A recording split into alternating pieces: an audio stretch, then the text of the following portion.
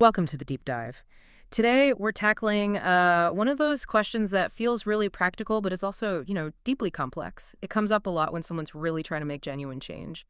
How exactly do you make things right? How do you make an amends when saying sorry directly or telling the whole truth might actually cause more harm? Or maybe it's just not even possible. Yeah. It's a classic ethical bind, isn't it? You get this deep personal need to clear your own slate, right? Mm. Get rid of the guilt. But then there's this absolute ethical rule. Don't make things worse for other people. Do no harm. So for you, the listener, we're going to unpack the solution that's really come out of decades of practical experience, especially in recovery work. And that's this idea of a living A amends. living amends. Okay. Yeah. We're talking about a shift away from just like paying someone back or saying sorry. It's more about a fundamental sustained change in who you are and how you act. And we'll be drawing a lot from the principles you find in the steps, especially step 8 for the prep work and then steps 9 and 12 for the execution. Right. So that's our mission for this deep dive. We're going into the sources, which are fascinating, by the way, because they weren't cooked up in a lab. They come from real life or death struggles. First, we need to define what amends even means. Because like you said, it's way deeper than just I'm sorry. Then we'll look at the really critical and sometimes surprising warnings about, when not to spill everything.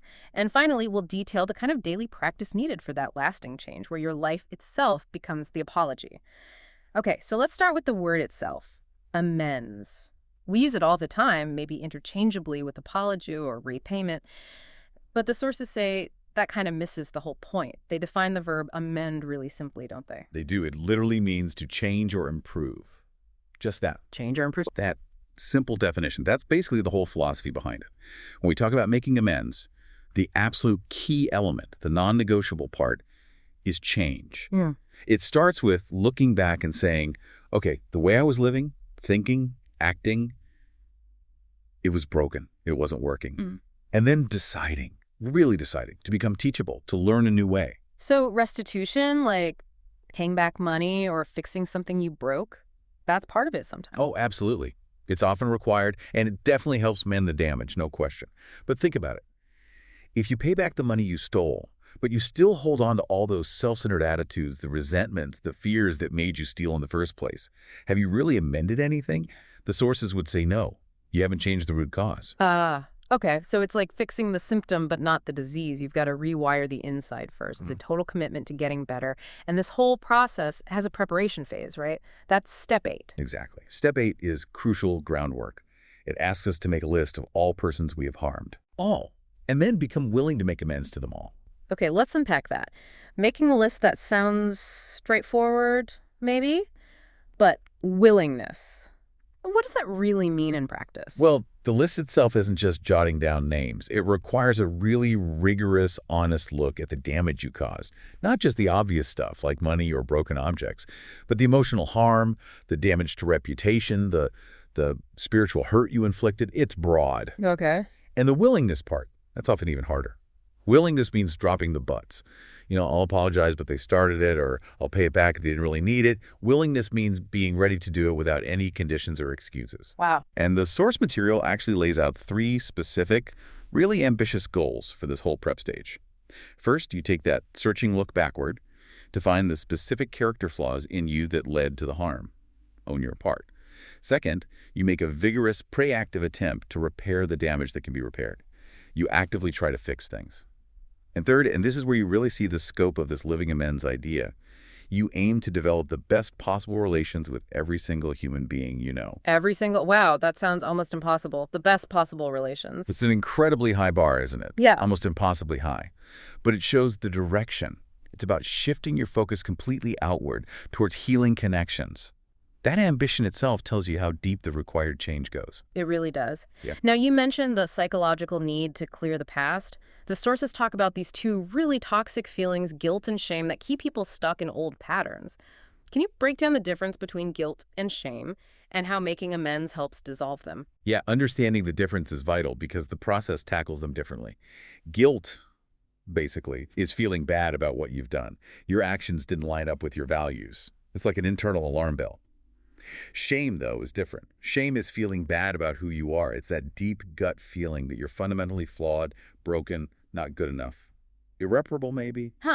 So guilt is, I did something bad, but shame is I am bad. Exactly. And that difference is critical. Guilt can actually be useful. It can motivate you to change your behavior. I feel bad I did that, so I won't do it again. Hmm, Shame usually does the opposite. It paralyzes you. It makes you want to hide. that makes sense. If I feel like I'm inherently bad, why bother trying to act differently? It feels like a heavy anchor just pulling you back down. Precisely.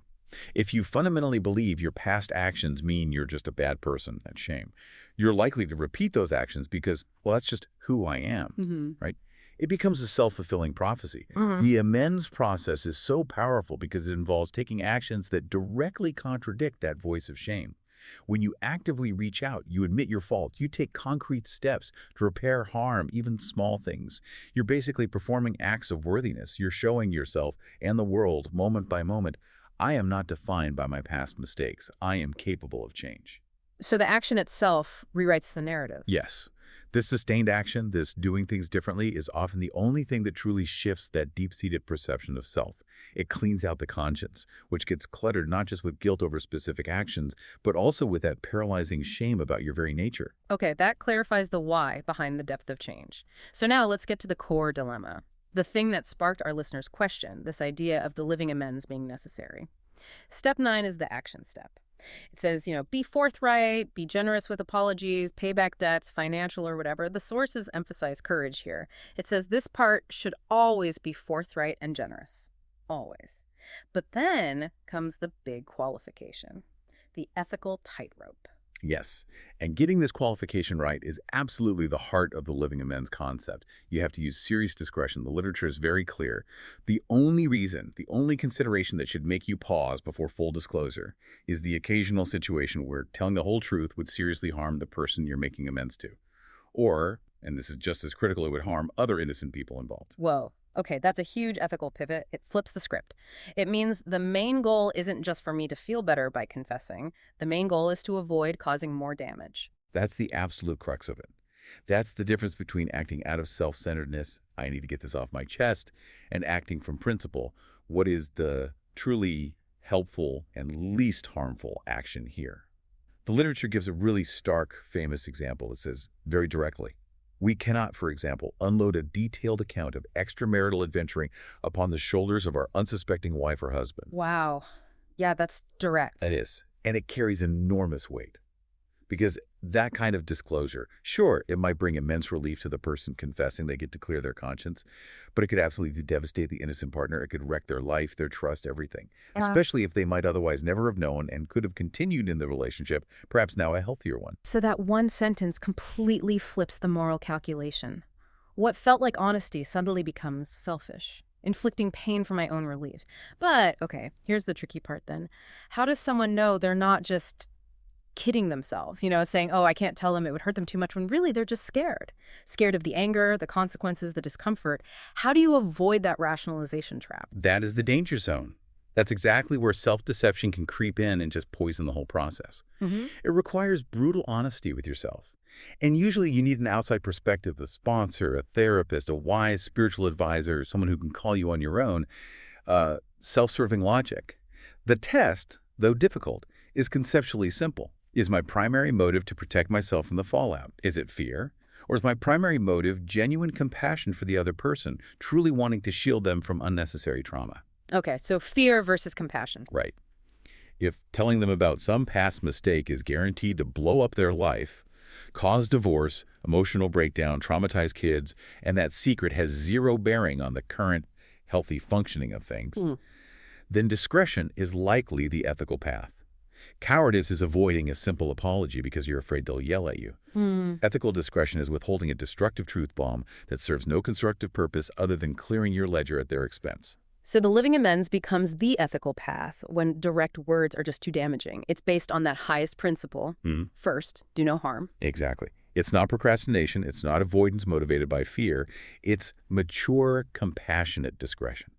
And when you choose that path, the act of withholding that specific harmful detail isn't done out of self-interest. It's done out of care for them. You're choosing not to recklessly make the crosses of others heavier, as the saying goes. But, and this is huge, if you choose the living amends, you're essentially making a silent, profound vow. Yes.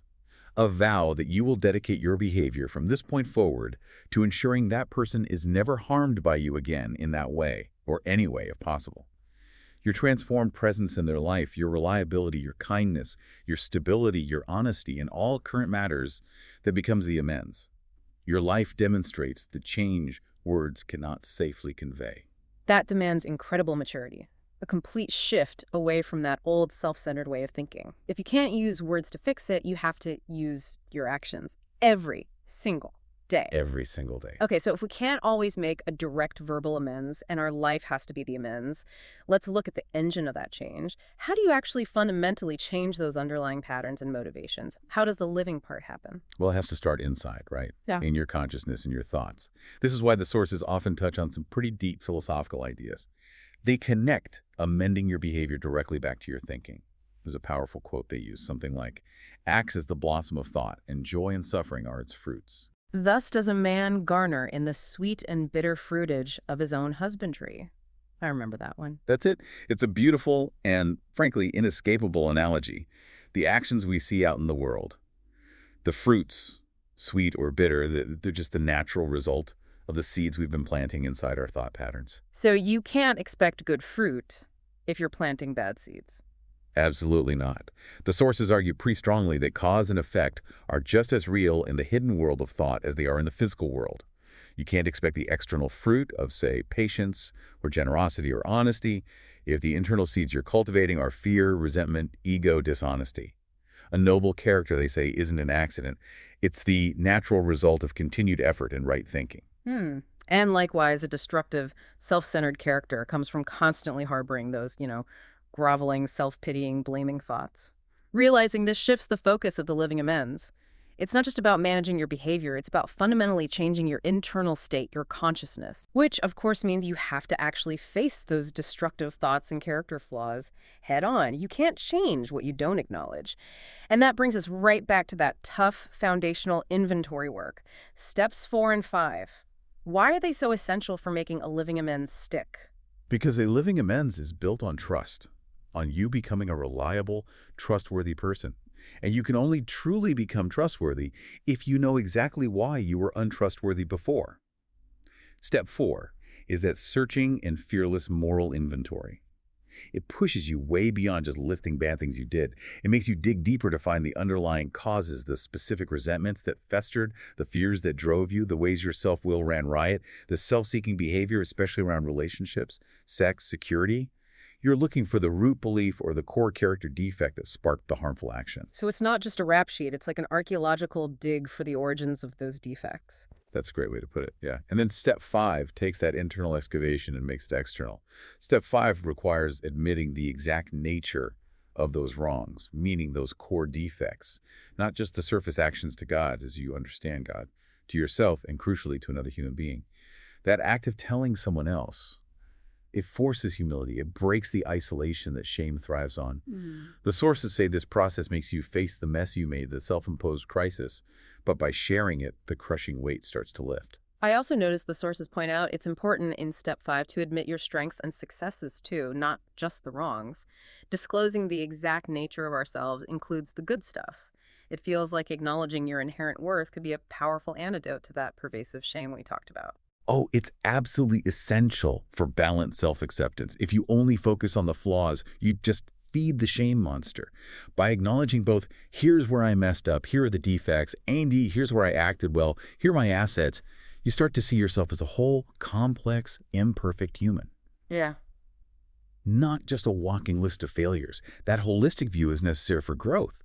But for that internal shift to translate into an effective outward living amends, especially in how we deal with people, there's a critical mental shift needed. The sources are really clear on this. You have to work diligently to drop the word blame entirely from your vocabulary and your thinking when you're dealing with others. Wow, drop blame completely. That's huge. Because blaming others or blaming circumstances, my past, anything that feels like the default setting sometimes, it's the opposite of accountability. It is the absolute hallmark of the self-centered mind, the mind ruled by fear and ego. Think about the typical patterns before this change process begins, what the sources call the cluster of behavior patterns adopted for self-protection. Lying, sneaking, manipulation, massive egocentricity, maybe narcissism, anger.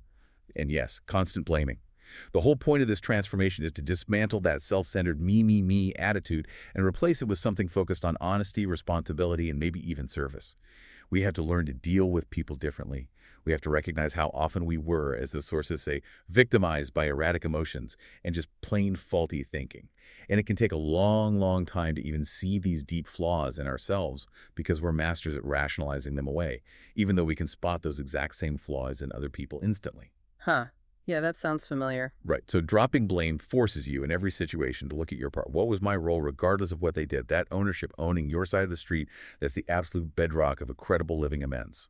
Okay, so the engine of change involves facing the internal stuff fearlessly, rooting out blame, owning our part. Now let's get to the final piece, which really is the living amends, the ongoing daily practice.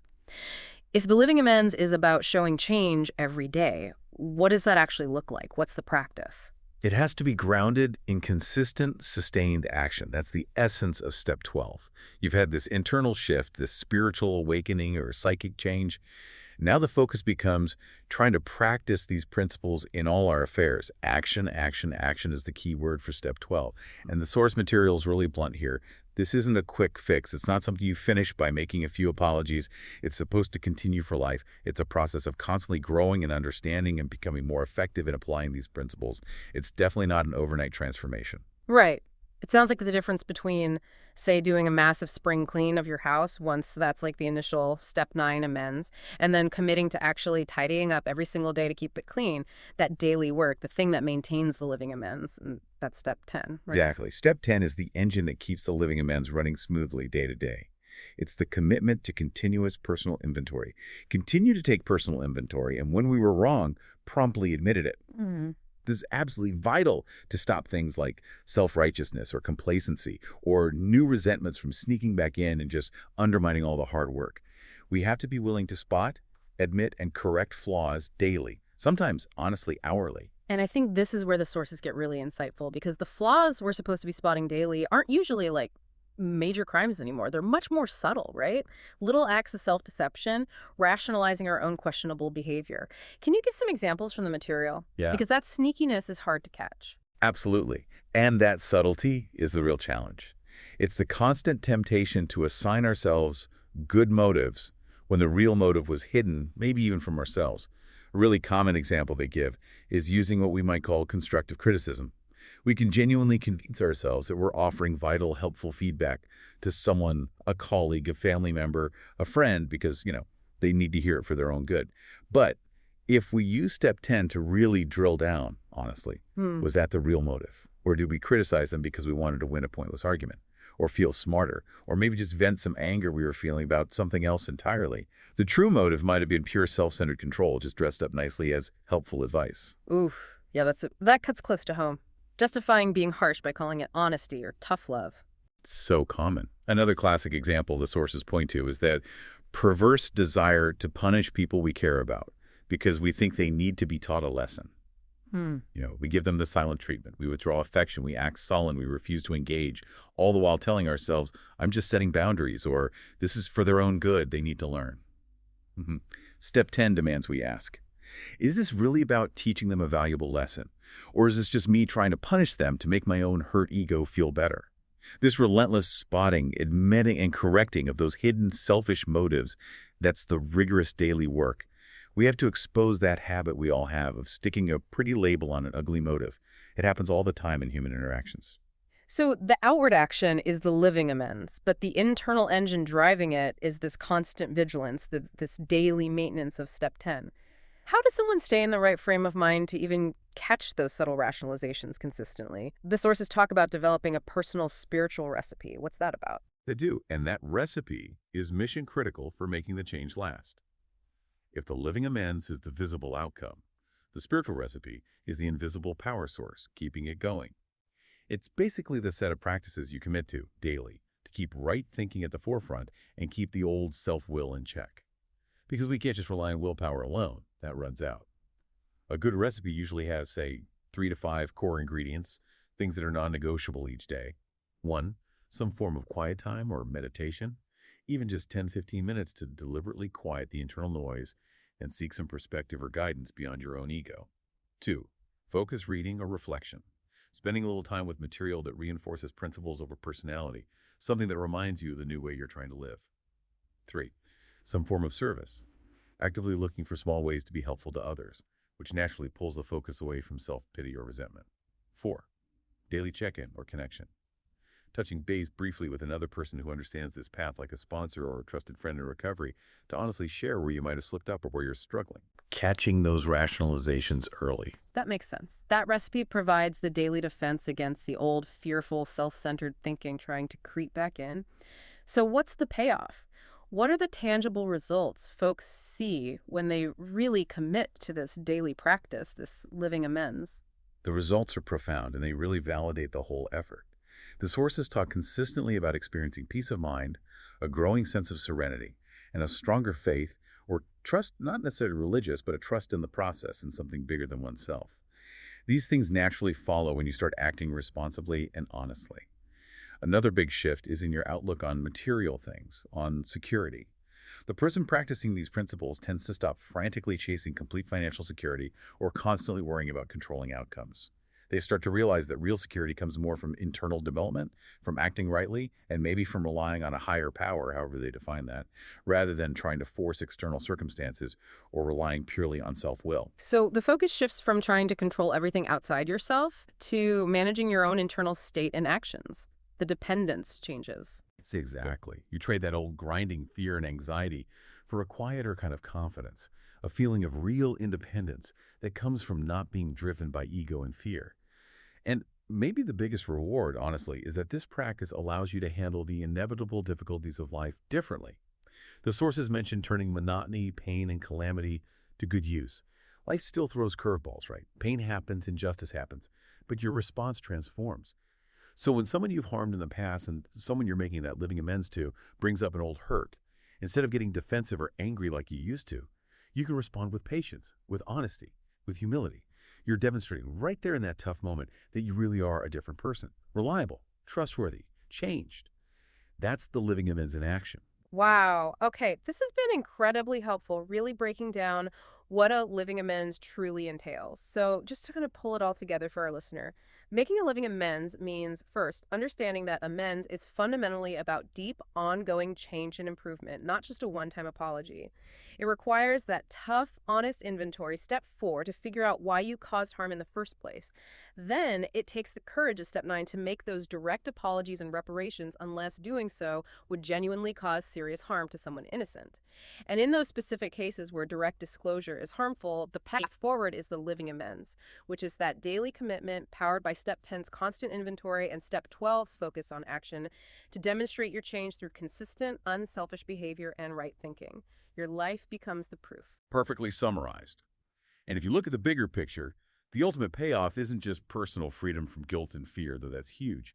The sources suggest it's about entering a whole new way of experiencing life, what they sometimes call a world of the spirit. It's about achieving what you might call right relation with all of life. You stop being so consumed by yourself, by your fears, by your demands, and you start genuinely trying to practice principles like honesty, humility, love, and service in everything you do. The old harm-causing self starts to fade, replaced by someone who is actually reliable and beneficial to be around. That leads perfectly into a final thought for you, the listener, to chew on. If your life itself has to be the primary amends in certain situations, what specific concrete daily habits, that spiritual recipe we talked about, are you actively building right now? What are you doing consistently to ensure that your actions, your daily presence, truly demonstrate that profound change? Because ultimately, those small, consistent daily actions are the only real proof that you're not just ducking the apology out of fear, but that you're genuinely living by that higher principle of doing no harm. Yeah, really consider that. What's your quiet, consistent practice that helps you start the day? Aiming for right thinking, not just reacting from old habits. When the inevitable frustrations or annoyances pop up during the day, someone cuts you off, you face an unfairness. Do your reactions still echo those old self-centered patterns of blame, resentment, maybe self-pity? Or are you managing, even imperfectly, to respond based on the new principles you're trying to live by?